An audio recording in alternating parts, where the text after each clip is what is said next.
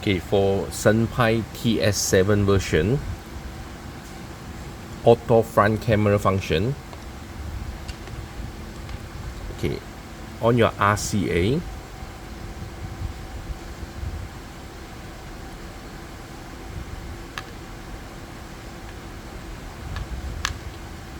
okay, this one is for your reverse camera input, AHD reverse camera support.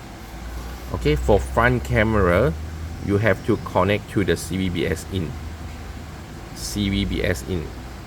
Okay, another socket, you have to connect front camera in the CVBS in.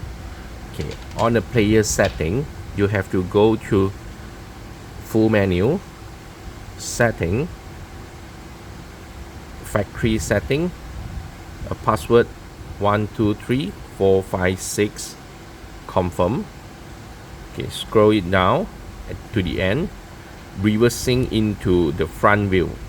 So you have to select for the 10 second. If you choose close, that means auto front camera function is off. If you choose for the 10 second, so when you reverse, will show for the reverse. When you turn to P, N or D, will auto switch to the front camera function for 10 seconds. Okay, thank you.